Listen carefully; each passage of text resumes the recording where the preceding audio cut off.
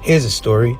You're married, have a kid, a happy home, and then you work on yourself, lose over 100 pounds, and become unrecognizable, both inside and out. You hang out more and ultimately step out on your marriage. There's hurt, pain, and a divorce. You live life with regret, but your story isn't finished. What I thought at the time was love, I had never felt that before, ever.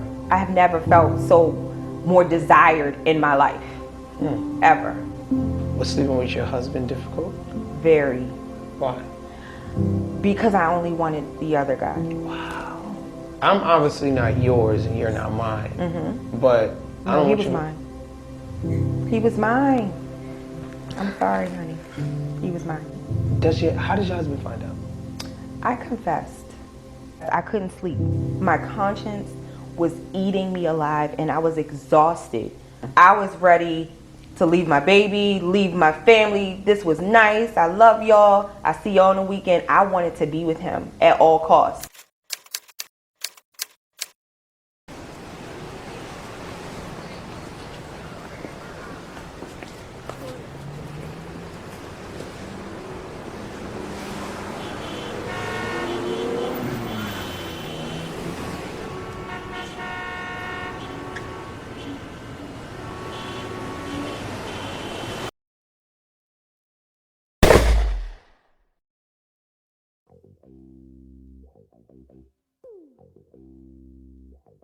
This snippet came from a channel called Breakbeat Media. It's a growing channel, and I think that you should subscribe. Okay, I think you should subscribe. I like a couple of videos that I watch, and I'm here to comment on one or make a commentary regarding one. It's about the title of the episode is "Wife Loses 100 pounds and Then Cheats." And it's brutal stuff. Okay, seriously, it's seriously brutal stuff. When you look at it and whatnot, because, uh, well, I have to chalk it up to the hypergamous nature of women and shit. There's certain things that they do across the board and shit. And this, to me personally, was uh, not unsuspected. That this particular woman and a host of others will behave this way after, shedding pounds. With medical help or not. A lot of them secretly desire to be not the wingman and shit. They want to be the main girl. And I remember telling a larger woman in my life that, like she could be the star of our own movie and all this shit, in order to motivate her. And then later on, I thought better of it because I knew that if she shed those pounds, she would be incorrigible and go on a rampage. She would self-destruct. She would self-destruct. And I won't go into how that turned out or anything, but when I watched this episode, it just reminds me to tell you brothers. I always tell you brothers out there, keep your head on a swivel, and that's emotionally speaking as well. And I'm not telling you to be completely guarded, but I'm telling you to understand the nature of women and shit, that they desire attention above all else, attention and validation. Everything else follows afterwards and shit.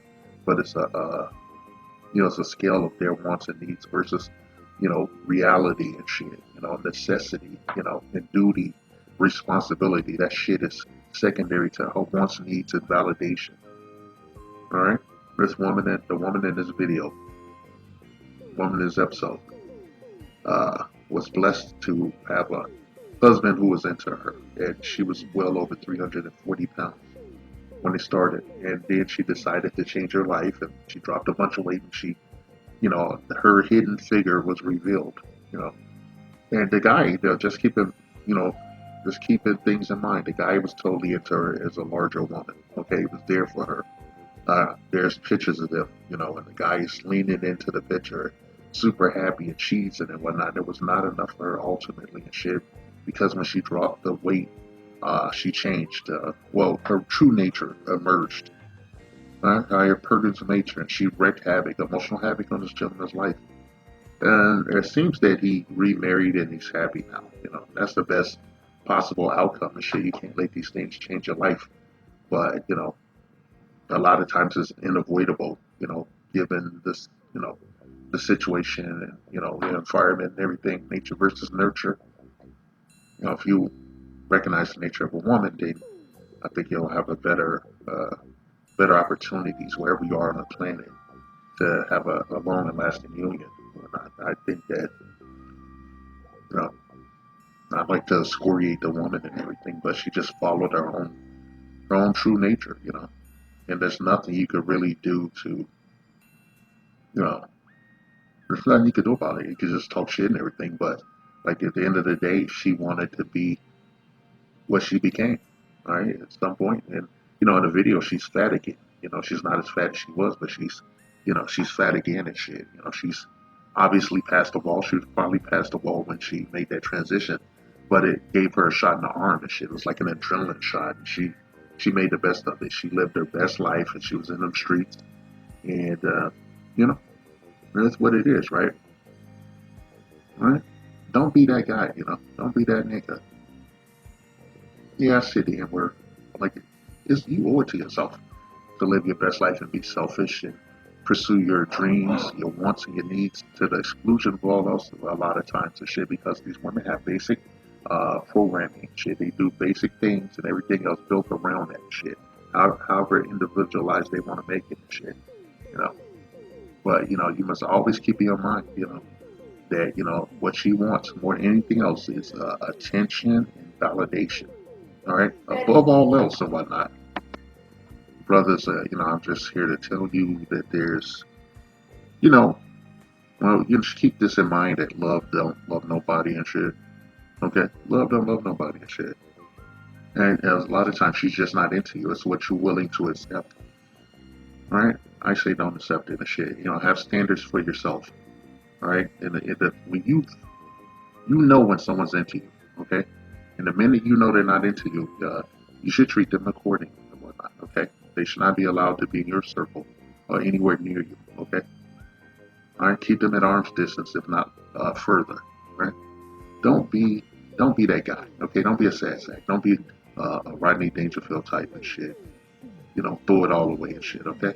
But it's not worth it and shit. Don't love nobody and shit, okay?